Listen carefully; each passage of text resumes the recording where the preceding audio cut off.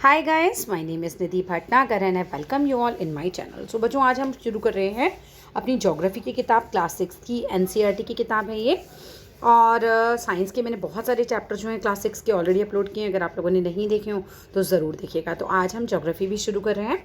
हमारा पहला चैप्टर है the earth in the solar system. तो अर्थ क्या हुआ? सौर मंडल में पृथ्वी।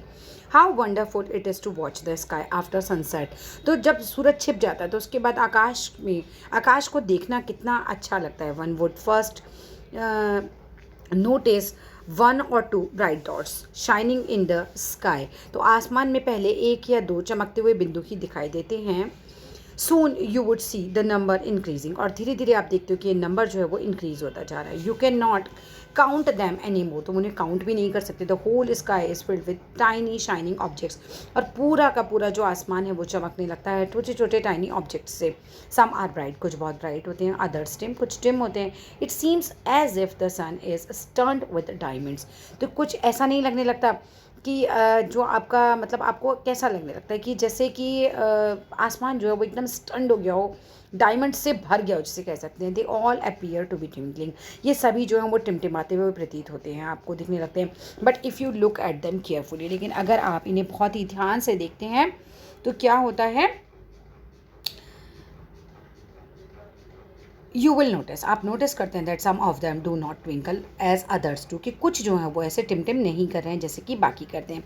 दे simply glow without any flicker. वो ऐसे ही बस बिना किसी चमक के ऐसे ही, मतलब टिमटिमाहट उनमें नहीं होती।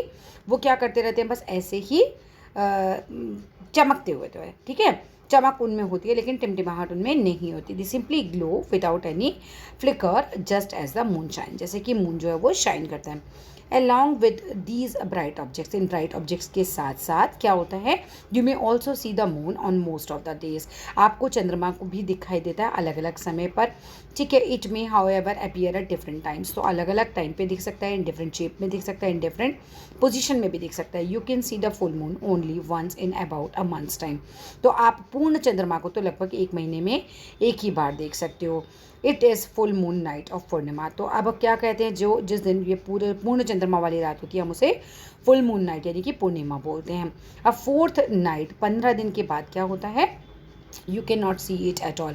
तो 15 दिन के बाद आप इसे बिल्कुल भी नहीं देख सकते। It is a new moon night. और इस नाइट को हम क्या बोलते हैं, न्यू मून नाइट, जिसे हम बोलते हैं अमावस्या बोलते हैं। ऑन दिस डे, इस दिन you can watch the night sky best. और इस दिन आपको रात में अगर आसमान देखो तो बिल्कुल साफ नज़र आता है। आप आसमान का अगर उसको देखते हो, क्या होता है, you can watch the night sky best provided it's a clear night. और बिल्कुल बिल्कुल अच्छे तरीके से आप क्लियर नाइट उस दिन देख सकते हो। डू यू वंडर, कभी आप चौंकते हो कि क्या आप इस बात पे कभी आपको आश्चर्य नहीं होता, यहाँ पर थे we see the moon and all those bright tiny objects during day time, कि भाई क्या अभी आपको कभी भी आश्चर्य होता है कि हम दिन के समय जो है वो चंद्रमा या फिर इन सभी छोटी चमकीली हुई वस्तुओं को क्यों नहीं देख पाते, ऐसा क्यों होता है, ठीक है। It is because the very bright light of the sun does not allow us to see all these bright objects in the night sky. तो ये इस वजह से होता है कि जो सूरज की अत्यधिक तेज जो उसका प्रकाश होता है, उसकी रोशनी होती है, उस कारण रात के समय क्या होता है, जो चमकने वाली वस्तुएं हैं वो हमें दिन में देख ही नहीं पाते। मतलब कि सूरज का प्रकाश जो होता है हावी हो जाता है इन सब चीज़ों पर, वो और ज़्यादा तेज़ होता है, तो हम देख नहीं पाते। हमारी आंखों मतलब चीज़ें वहीं होती हैं लेकिन हमारी आंखें उन्हें देख नहीं पाती। The sun, the moon and all those object shining in the night sky are called celestial bodies. तो जो भी सूर्य है, चंद्रमा है और ये सारी वस्तुएं जो रात के समय आसमान में चमकती हैं, इन्हें हम खगोलीय पिंड यानी कि सेलेस्टियल बॉडीज़ कहते हैं। सम सेलेस्टियल बॉडीज़, कुछ जो खगोलीय पिंड होते हैं, are very big and hot. ये काफ़ी ज़्यादा बड़े और काफ़ी ज़्यादा गर्म होते हैं। They are made up of gases. ये गैसेस से बने होते हैं। They have their own heat and light. इनकी अपनी ही हीट होती है, मतलब इनकी अपनी ही ऊष्मा। हीट को हम हिंदी में ऊष्मा भी बोलते हैं, गर्मी भी बोलते हैं। और उनकी अपनी ही लाइट होती है। Which they emit in large amounts, ठीक है। जो मतलब क्या होता है कि कुछ खगोलीय पिंड ऐसे होते हैं जिनके आकार बड़े आकार होते हैं, काफ़ी गर्म होता है, ये गैसेस से बने होते हैं और इनके पास अपनी ऊष्मा और प्रकाश होता है जिससे वो बहुत बड़ी मात्रा में उत्सर्जित करते हैं, एमिट करते हैं, मतलब निकलती है इनके अंदर से, ठीक है। अब the sun is a star. The celestial bodies are called stars. तो जो भी खगोलीय पिंड हैं उनको हम तारा कहते हैं, तारा यानी कि स्टार कहते हैं। The sun is a star. तो सन भी एक क्या है, अगर आप देखो तो सन जो है वो एक स्टार ही है। अब हम ये पढ़ते हैं बच्चे, ये जो साइड में लिखे होते हैं ना आपके लेटर्स, डू या स्टेप्स, ये सब काफ़ी इंपॉर्टेंट होते हैं, तो इनको कभी भी छोड़ना मत, ठीक है, ये सारी चीज़ें आपकी काफ़ी ज़्यादा इंपॉर्टेंट हो जाती हैं। You will need a torch, आपको एक क्या चाहिए सबको करने के लिए, एक टॉर्च की ज़रूरत पड़ेगी। और क्या चाहिए, शीट ऑफ पेपर चाहिए, पेंसिल चाहिए और एक निडल चाहिए, सुई चाहिए। ठीक है, अब देखते हैं ये क्या करवाते हैं हमसे activity. Place a torch in a centre of the paper, अब टॉर्च को रखना है आपको पेपर के सेंटर में with its glass front torching the paper. अब आपको ऐसे रखना है जैसे कि, जस्ट अ मिनट रुको, 1 सेकेंड बचे। देखो आपको ना क्या करना है, कागज़ के बीचों बीच में टॉर्च को इस प्रकार रखना है कि उसकी जो कांच कागज़ से बिल्कुल सटा रहे, बिल्कुल पास में रहे।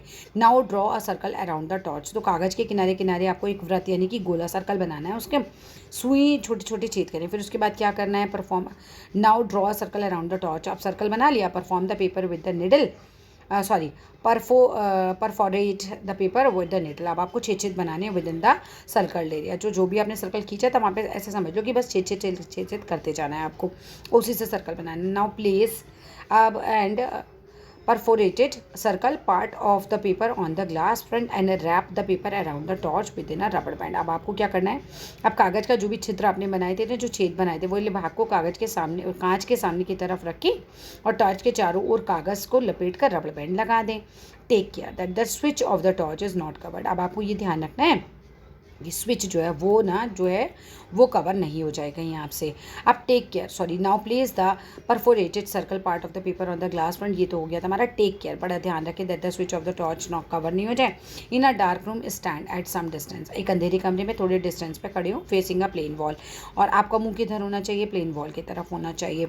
Switch off all the lights, आपको सारी लाइटें बंद कर देनी है। Now flash the torch light on the wall, तो अब आपको क्या करना है, टॉर्च की रोशनी, आपको दीवार पर प्रकाश के अनेक छोटे छोटे बिंदु दिखाई देने लगेंगे, क्योंकि वो क्या होगा, you will see the numerous dots on the light on the wall, sorry light on the walls like stars shining in the night sky. अब देखो आपने ओवरऑल किया क्या है कि टॉर्च के ऊपर ना एक ऐसा पेपर काट के लगाया बिल्कुल उसके साइज़ का, उसके मुंह की तरफ जिस पे छेद हो रहे थे। अब छेद वाले पार्ट से वो रोशनी क्रॉस होगी तो जिस वाले पार्ट पे जो छेद नहीं होंगे तो वहाँ पे ब्लॉक हो जाएगी रोशनी। तो जब आपकी दीवार पे रोशनी पड़ेगी तो वो डॉट डॉट डॉट डॉट पड़ेगा, क्योंकि जहाँ जहाँ छेद होंगे वहीं वहीं से केवल लाइट पास होगी।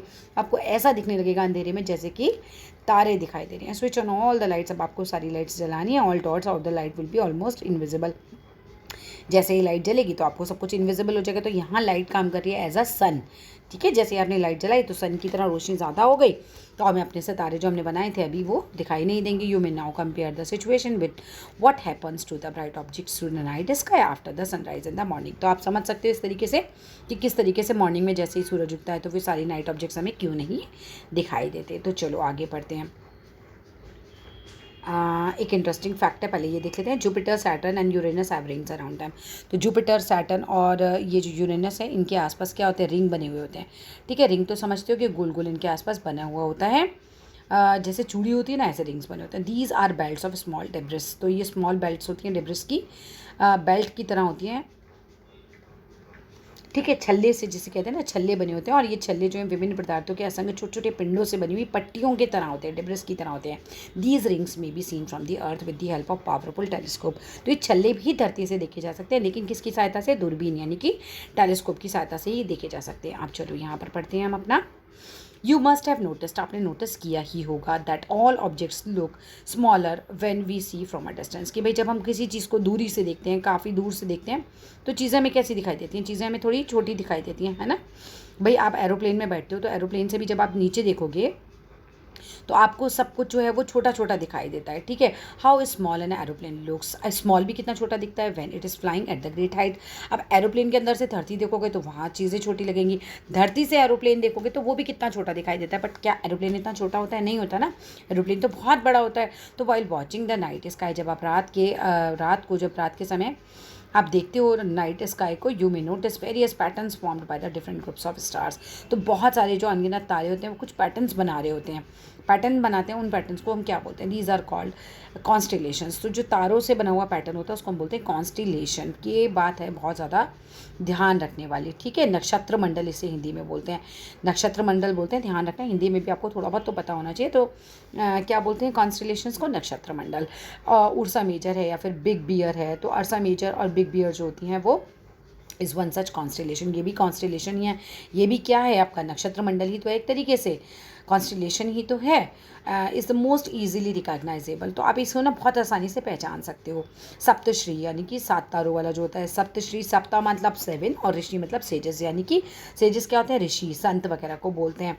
अब ये कहता है group of 7 stars, it is a group of 7 star. तो 7 तारों का ये ग्रुप होता है and that form the part of a large Ursa Major constellation. तो जो कि नक्षत्र मंडल में अर्सा मेजर है ना, उसका एक भाग है, उसी का भाग है। ठीक है, आज का समवन एल्डर अपने किसी बड़े से या फिर फैमिली में किसी मेंबर से या फिर पड़ोसी से to show you more stars, उनसे कहो कि भाई आपको और ज़्यादा स्टार्स को शो कराएं, प्लैनेट्स दिखाएं और कॉन्स्टिलेशंस दिखाएं। तो उनसे कहिए कि भाई आपको आसमान में ग्रह, प्लैनेट मतलब हिंदी में क्या होता है, ग्रह, प्लैनेट्स वगैरह दिखाओ, नक्षत्र मंडल यानी कि कॉन्स्टिलेशन दिखाओ। इन एंशियंट टाइम्स, पहले समय में क्या होता था, people use to determine directions. तो लोगों को ना डायरेक्शंस के लिए, आज तो आप लोगों को समझ में आता है सब चीज़ें, भाई आपकी घड़ी ही बता देगी आपको डायरेक्शन। पहले के टाइम में ऐसा नहीं होता था। तो पहले के टाइम में लोग जो थे वो डायरेक्शंस कैसे देखते थे, during the night with the help of stars. तो तारे की मदद से उनको डायरेक्शन समझ आती थी। द नॉर्थ स्टार इंडिकेट करता है नॉर्थ डायरेक्शन को, it is also called pole star. So north star को ही हम पोल स्टार भी बोलते हैं क्योंकि वो नॉर्थ डायरेक्शन को इंडिकेट करता है। It always remains in the same position. अब नॉर्थ स्टार जो होता है वो कभी, जैसे हम ध्रुव तारा बोलते हैं ना हिंदी में, वो कभी भी अपनी पोजिशन को नहीं छोड़ता है। ठीक है, तो पोल स्टार ही होता है हमारा ध्रुव तारा। बचपन से आप सुनते होंगे, ध्रुव की कहानियाँ भी आपने सुनी होंगी। It always remains in the same position in the sky. We can locate the position of the pole star with the help of Saptashree. तो हम पोल स्टार यानी ध्रुव तारे की पोजीशन को किसकी मदद से समझ सकते हैं, सप्तश्री की मदद से भी हम देख सकते हैं।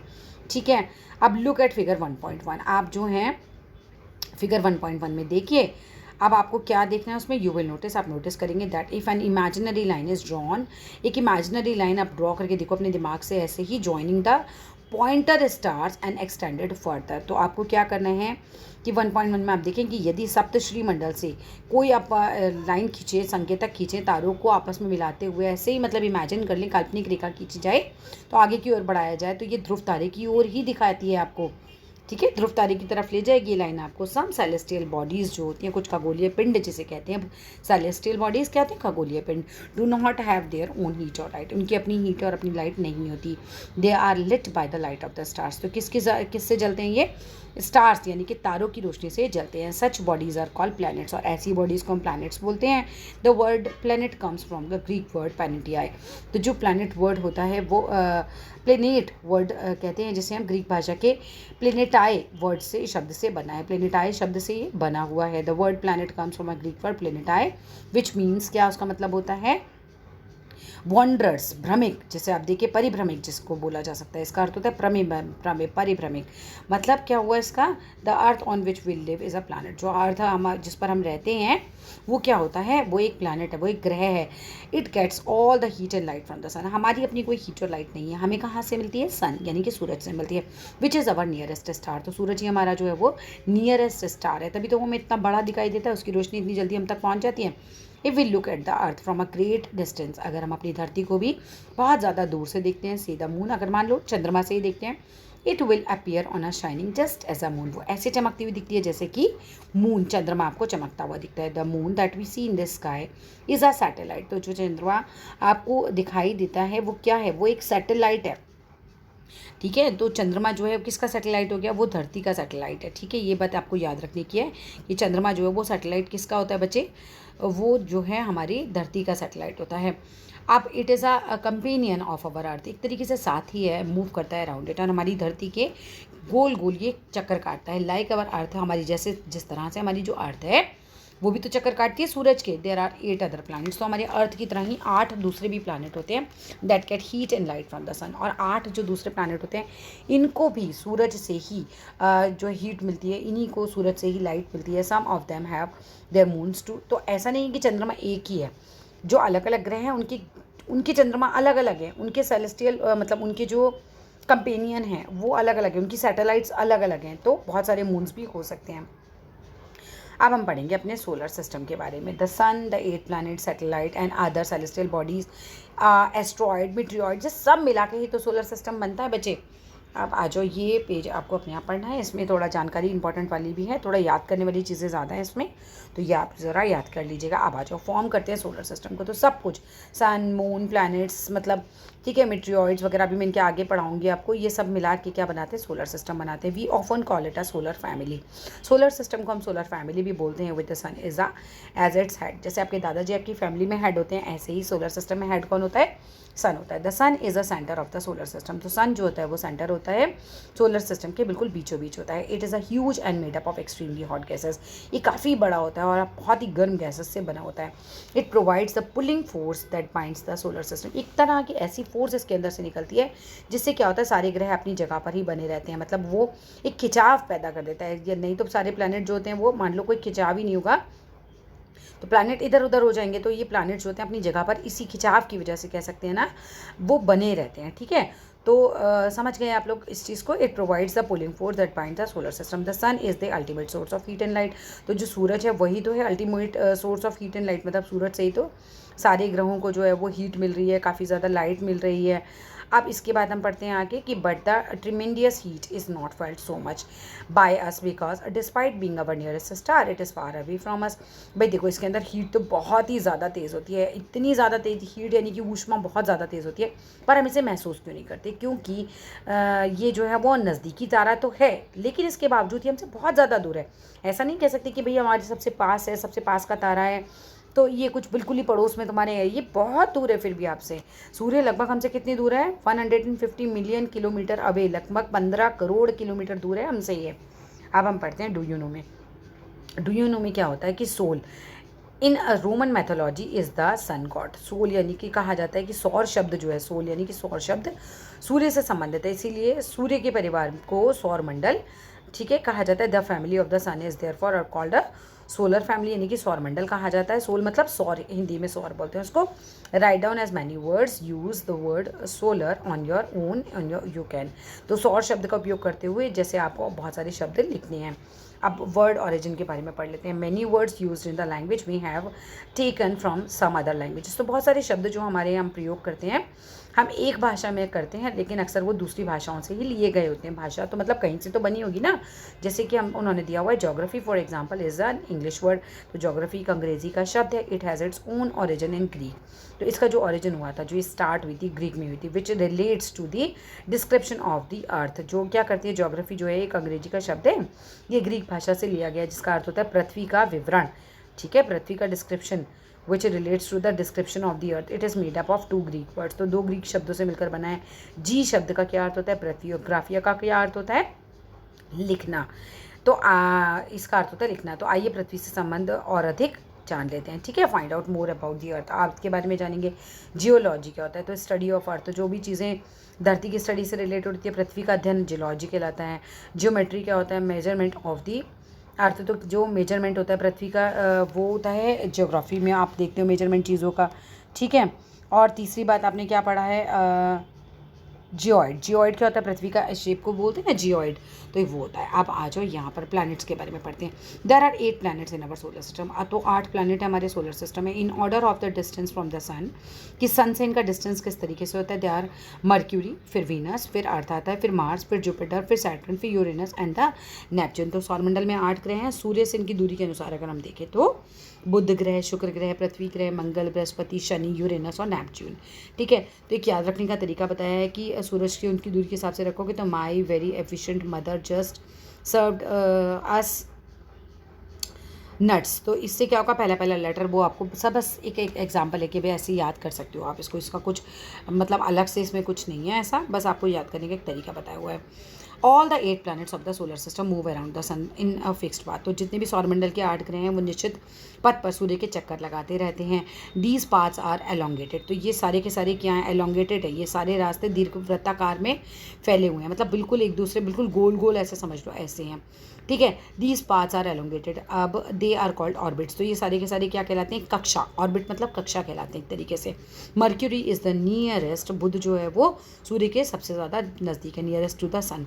तो मर्क्यूरी को हिंदी में बुध ग्रह बोलते हैं हम। तो मर्क्यूरी यानी कि बुध का जो ग्रह है वो सन के सबसे ज़्यादा पास है। It takes only about 88 days to complete one round along its orbit. तो जो ये होता है, ये मरकरी जो है वो सूरज का चक्कर लगाने में कम से कम मतलब कितने दिन लगाता है? ये केवल 88 डेज लगाता है, कम से कम नहीं 88 डेज ये लगाता है। वीनस यानी कि शुक्र ग्रह is considered as the earth twins. तो अर्थ का ये क्या कहलाता है? जुड़वा जिसे कहते हैं, अर्थ का ट्विन होता है, बिकॉज इसका जो साइज़ है, इसको जो शेप है, ये काफ़ी ज़्यादा सिमिलर होती है अर्थ की शेप और साइज़ से। टिल रिसेंटली अगस्त 2006 में Pluto was also considered as a planet. तो अभी तक क्या होता था? प्लूटो को भी एक ग्रह माना जाता था, ठीक है, 2006 तक, अगस्त तक। फिर क्या हुआ? 2006 अगस्त में क्या हुआ फिर?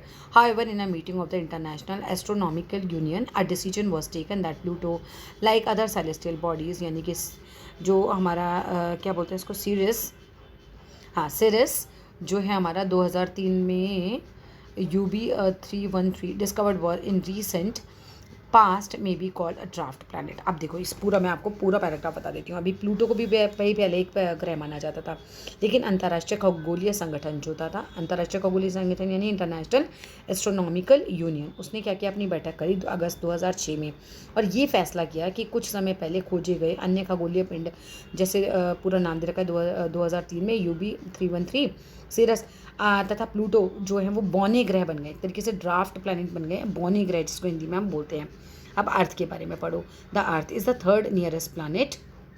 अर्थ जो है वो तीसरे नंबर पर आता है। किसके पास है? सन के पास। जो ग्रह हैं उसमें जो ये हमारा धरती है वो तीसरे नंबर पे आती है, ठीक है। अगर उसके हिसाब से देखा जाए कि भाई सूरज से दूरी कितनी है, in size it is fifth largest planet. लेकिन अगर हम साइज़ के आधार पर देखें तो सारे प्लैनेट्स को जब हम कंपेयर करेंगे तो ये फिफ्थ नंबर पर आएगा। It is slightly flattened at the poles. तो पोल की तरफ से थोड़ा सा, जो पोल्स होते हैं नॉर्थ पोल साउथ पोल, उसकी तरफ से थोड़ा सा ये फ्लैट होता है। That is why its shape is described as a joint. तो जो इसका भूभाग होता है वो थोड़ा सा क्या होता है, यही कारण है जो ध्रुवों की तरफ से यानी कि पोल्स की तरफ से थोड़ा चपटी होती है, यही कारण है कि इसका जो आकार है, इसका जो भूभाग होता है वो कैसा होता है? भूभाग का अर्थ होता है पृथ्वी के समान आकार, इसको हम जियोइड शेप बोलते हैं। तो अर्थ की शेप कैसी है बच्चे? जियोइड होती है। जियोइड का मतलब होता है अर्थ लाइक शेप, कि मतलब पृथ्वी के समान आकार। अब कंडीशंस फेवरेबल हैं to support life are probably found only on the earth. तो केवल देखो पृथ्वी ही है जहाँ पर जीवन की अनुकूल परिस्थितियाँ पाई जाती हैं, यानी कि यहाँ पर पानी है, यहाँ पर एटमॉस्फेयर इस तरीके का है, हवा है, तो यहाँ पर जीवन संभव होता है। The earth is neither too hot not too cold. तो अर्थ जो ना तो कि बहुत ज़्यादा भाई यहाँ पर बहुत ज़्यादा गर्मी है और ना ही यहाँ बहुत ज़्यादा ठंडी है। Water air which are very essential for our survival, वो भी यहीं पाए जाते हैं। The air has life supporting gases. Air में लाइफ सपोर्टिंग गैसेज हैं, जिन्हें हम क्या क्या बोलते हैं? उन्हें गैसेज के नाम क्या क्या हैं? ऑक्सीजन है, ठीक है, और क्या क्या है हमारा? सबसे पहले तो ऑक्सीजन ही है जो हमारी लाइफ को चलाती है, तो वो अर्थ पे ही पाई जाती है। Because of this reason the earth is a unique planet. तो यही कारण है कि अर्थ जो है वो एकदम यूनिक प्लानट है हमारे सोलर सिस्टम में। फ्रॉम द आउटर स्पेस, अगर हम स्पेस के बाहर से देखें, अंतरिक्ष के बाहर से देखें तो क्या होगा? The earth appears blue. तो अंतरिक्ष से अगर हम इसे देखते हैं तो क्या होता है? पृथ्वी नीले रंग की दिखाई देती है। फ्रॉम द आउटर स्पेस यानी कि कौन है आउटर स्पेस? अंतरिक्ष ही तो है, वहाँ से हम देखते हैं तो ब्लू कलर का दिखाई देता है। It's 2/3 surface is covered with water. क्यों ब्लू दिखाई देता है? क्योंकि पूरी धरती को अगर आप 3 भाग बांध लो तो 2 भाग तो केवल पानी है, एक ही भाग लैंड है जिस पर आप रह रहे हो। It is therefore it is called a blue planet. तो इसी वजह से इसे ब्लू प्लानट कहा जाता है। अब डू यू नो देख लो, light travels at the speed of about, light जो है वो लगभग आपका 100,000 10,000 लाख लगभग 3 लाख किलोमीटर पर सेकेंड की स्पीड से चलती है। येट फिर भी इवन विद दिस स्पीड, इस स्पीड का होने के कारण, इतनी ज़्यादा स्पीड होने के कारण भी the light of the sun takes about 8 minutes to reach on the earth. अब 8 मिनट लग जाते हैं लाइट को अर्थ पर आते आते। बहुत इंपॉर्टेंट लाइनें हैं, बड़ी ध्यान से समझ लेना। इंटरेस्टिंग फैक्ट भी यहीं देख लेते हैं। Neil Armstrong was the first man to step on the surface on the moon on 21 July 1969। Find out whether any Indian has landed on the moon. तो जो नील आर्मस्ट्रॉन्ग थे, ये जो थे वो पहले आदमी थे जो कि मून पर गए थे 21 जुलाई को 1969 में। तो अब आपको पता लगाना है भी और कौन से लोग हैं जो गए थे मून पर, ठीक है। अब द मून के बारे में पढ़ेंगे। The earth has only one satellite. Earth की केवल एक ही सैटेलाइट होती है, दैट इज़ द मून। वो कौन सी होती है? Moon. Its diameter is only 1/4 that of the अर्थ। इसका जो डायमीटर है वो कितना है? केवल 1/4 भाग, यानी 1/4 भाग ही है। कितने किससे 1/4 भाग है? इसका जो व्यास जिसे हम बोल सकते हैं वो कितना है? केवल 1/4 भाग है पृथ्वी के व्यास से। ठीक है, पृथ्वी का जो डायमीटर है उससे केवल 1/4 है। इट अपीयर सो बिग, ये बहुत बड़ा दिखाई देता है because it is near to our planet, क्योंकि ये काफ़ी ज़्यादा हमारे प्लानट के पास है देन अदर सेलेस्टियल बॉडीज़। अगर हम कंपेयर करें बाकी सेलेस्टियल बॉडीज से तो वो काफ़ी ज़्यादा दूर है। It is about 3,84,400 kilometre away from us. बहुत इंपॉर्टेंट है, यहाँ से याद कर लेना इस चीज़ को कि कितने किलोमीटर अवे है चंद्रमा से।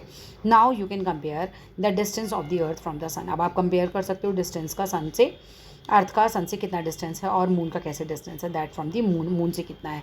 ठीक है, तो अब आप पृथ्वी से सूर्य एवं चंद्रमा की दूरियों की मतलब तुलना कर सकते हो कि सन हमसे कितनी दूर है, मून हमसे कितनी दूर है। The moon moves around the earth in about 27 days.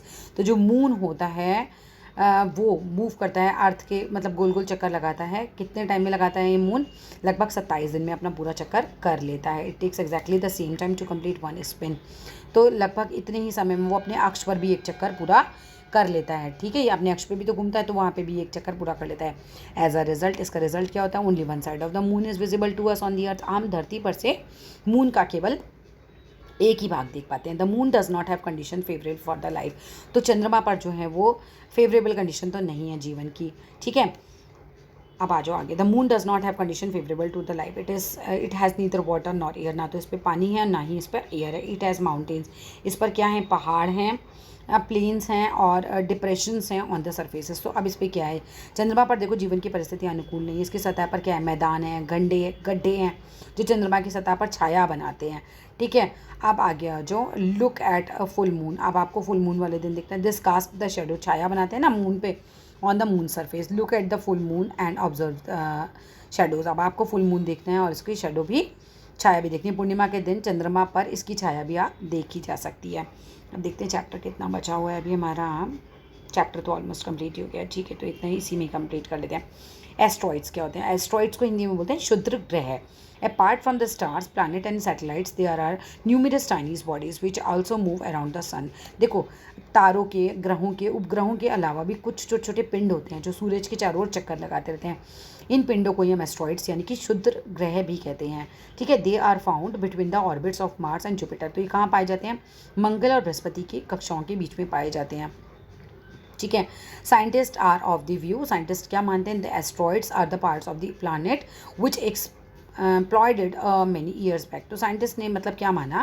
वैज्ञानिकों के अनुसार जो ये एस्ट्रॉइड्स होते हैं यानी कि क्षुद्र ग्रह होते हैं, ये ग्रह के ही भाग होते हैं। जो मेन प्लैनेट है उन्हीं के भाग होते हैं जो बहुत पहले जब कोई विस्फोट हुआ होगा तो ग्रह से टूटकर अलग हो गए होंगे। अब आ जाओ मेट्रियोइड्स को हिंदी में बोलते हैं उल्का पिंड। ठीक है, ध्यान रखना इस चीज़ का। मेट्रियोइड्स को बोलते हैं उल्का पिंड। The small pieces of the rocks which move around the sun are called meteoroids. तो जो सूरज के चारों ओर चक्कर लगाते हुए पत्थर के छोटे छोटे टुकड़े होते हैं ना, हम उसको बोलते हैं उल्का पिंड यानी कि मेट्रियोइड्स बोलते हैं। Sometimes these meteoroids come near the earth. कभी कभी क्या होता है, ये उल्का पिंड ना मेट्रियोइड्स होते हैं काफ़ी नज़दीक आ जाते हैं पृथ्वी के। ठीक है, and ten to drop upon it. और कई बार ये क्या होता है पृथ्वी पर गिरने भी लग जाते हैं, गिरते भी हैं ऐसे। During this process due to the friction with the air they get heated up and burn. ये क्या होता है एक्चुअली? इसमें क्या होता है, इस प्रक्रिया के दौरान वायु के साथ ये घर्षण होता है। ठीक है, होने के कारण ये गर्म हो जाते हैं, गर्म होकर जल जाते हैं, फलस्वरूप चमकदार प्रकाश उत्पन्न होता है। ठीक है, अब इसके इन केसेस ऑफ फ्लैश लाइट आ जाती है एक तरीके से जब ये बर्न होते हैं। तो sometimes a meteorite without being completely burnt fallen on the earth and creates a hole। अब एक तरीके से क्या होता है, कभी कभी कोई कोई उल्का पिंड जो होता है वो पूरी तरह से जल नहीं पाता और ऐसे ही बिना जले पृथ्वी पर गिर जाता है, जिससे धरातल यानी कि पृथ्वी पर क्या हो जाता है, गड्ढे बन जाते हैं। ठीक है, काफ़ी ज़्यादा। डू यू सी, क्या आपने देखा एक वाइटिश ब्रॉड बैंड? बिल्कुल। क्या आपने तारों वाले खुले आकाश में एक दूसरी की ओर चौड़ी हुई फैली जैसे सफ़ेद कलर की पट्टी होती है ना, ऐसा कुछ आपने चमकदार रास्ता देखा है? Do you see a whitish broad band like a white glowing path across the sky on a clear night sky? It is a cluster of millions of star. ये होता क्या है अगर आपने देखा है? ये होता है क्लस्टर। क्लस्टर मतलब क्या तरीके से समूह, गुच्छा होता है तारों का। ठीक है, अब it is a cluster of millions of star. This band is a milky Way Galaxy. और हम इसको क्या बोलते हैं? आकाश गंगा। मिल्की वे गैलेक्सी को ये हिंदी में आकाश गंगा बोलते हैं। थोड़ा ध्यान से पढ़ाती हूँ, देखो यहाँ से अच्छा है काफ़ी चैप्टर ये। ठीक है, मिल्की वे गैलेक्सी बोलते हैं। अवर solar system is a part of this Galaxy. तो जो हमारा सौर मंडल है, हमारा सोलर सिस्टम है, इस आकाश गंगा का ही तो ये भाग है। इन एंशियंट इंडिया, प्राचीन काल में क्या होता था? इट वॉज इमेजिन्ड, ऐसा इमेजिन किया जाता था, to be a river of light flowing in the sky. तो ऐसा होता था कि भाई प्राचीन भारत में कल्पना करते थे लोग कि आकाश में प्रकाश की जैसे कोई गंगा नदी बह रही हो। ठीक है, Galaxy is a huge system of billions of stars. तो गैलेक्सी एक्चुअली है क्या? अच्छा, thus it was named as आकाशगंगा, इसी वजह से इसे आकाशगंगा कहा जाने लगा। अब गैलेक्सी क्या होती है एक्चुअली? ये जो आकाशगंगा है, गैलेक्सी होती है, ह्यूज सिस्टम है बिलियंस ऑफ स्टार्स का। इसके अंदर करोड़ों तारे होते हैं, ठीक है, क्लाउड्स होते हैं, डस्ट और गैसेस भी होती हैं इसके अंदर, यानी कि धूल भी होती है इसके अंदर, बादलों और गैसों की एक प्रणाली एक तरीके से। ये it is difficult to imagine, ये बड़ा मुश्किल है कल्पना करना how big the universe is. भाई हमें नहीं समझ में आता कि ये यूनिवर्स जो है वो कितना बड़ा है, मतलब आप इमेजिन ही नहीं कर सकते, इतना बड़ा यूनिवर्स है आपका पूरा ब्रह्मांड। यूनिवर्स को बोलते हैं ब्रह्मांड। तो बहुत सारी आकाश गंगाएं मिलकर ब्रह्मांड का निर्माण करती हैं। तो आपको कैसे पता चलेगा कि भैया ये कितना बड़ा है? ठीक है, scientist are still trying to find out. Scientist तो अभी भी लगे पड़े हैं पता करने के लिए मोर अबाउट इट, इसके बारे में। We are not certain about its size, but now that all of us, you and I, belong to this universe. देखो भाई, वैज्ञानिक जो है अभी भी इसके बारे में अधिक से अधिक जानकारी एकत्र करने में जुटे तो हुए हैं।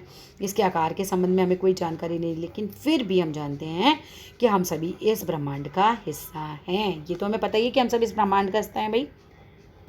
अब यहाँ ऑलमोस्ट ये चैप्टर हो गया ख़त्म। अब ये पढ़ लेते हैं फटाफट, ये बहुत इंपॉर्टेंट है, छोड़ना नहीं इसे।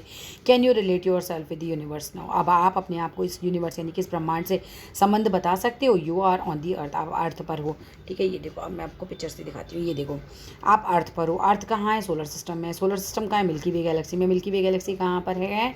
यूनिवर्स में। You are on the earth and the earth is the part of the solar system. Our solar system is the part of the Milky Way galaxy which is a part of the universe. Think about the universe and the fact that it contains million of such galaxies. How do you fit in the picture? अब आप इस picture में कैसे fit होते हो? तो बच्चों, यहाँ फिनिश हो गया है हमारा छोटा सा चैप्टर। और अगर चैप्टर अच्छे से समझ आया हो तो मुझे ज़रूर कमेंट बॉक्स में बताना कैसा लगा। मैं बाकी चैप्टर्स भी बहुत जल्द अपलोड करूँगी। चैनल को सब्सक्राइब किए बिना बिल्कुल मत जाना, आपके बहुत कम का चैनल लेकर आई हूँ मैं ये। और जल्दी से मिलते हैं फिर अपनी नेक्स्ट वीडियो में। जल्द एक कमेंट में मुझे बताओ चैप्टर समझ आ रहा है नहीं आ रहा है, या आपको और क्या चीज़ें हैं जो इसमें अंदर समझ नहीं आई, तो वो भी मुझे बता देना। आई विल ट्राई कि मैं आपकी जो भी प्रॉब्लम्स है उसको रिजॉल्व कर पाऊँ। फिर मिलते हैं जल्दी ही अपनी नेक्स्ट वीडियो में। एक चीज़ बहुत इंपॉर्टेंट है, देखो कोविड सिचुएशन चल रही है, हम सभी को मिलकर एक दूसरे की हेल्प करनी है। तो हेल्प हम कैसे कर सकते हैं? मैं आपको पढ़ा के आपकी हेल्प कर रही हूँ, आपको इसे शेयर करना है और बहुत सारे बच्चों की एक साथ हेल्प करनी है, ठीक है। तो प्लीज़ हेल्प अदर्स, ठीक है। सिर्फ इतनी सी रिक्वेस्ट है कि जितने ज़्यादा लोगों की आज आप हेल्प कर सकते हो कर दो। बच्चे बहुत ज़्यादा परेशान हैं ऑनलाइन क्लासेस में, काफ़ी बच्चे तो नहीं समझ पाते एक बार में चीज़ों को, उन्हीं बच्चों के लिए चैनल बनाया गया है, ठीक है। फिर मिलते हैं जल्दी से नेक्स्ट वीडियो में। Till then bye bye.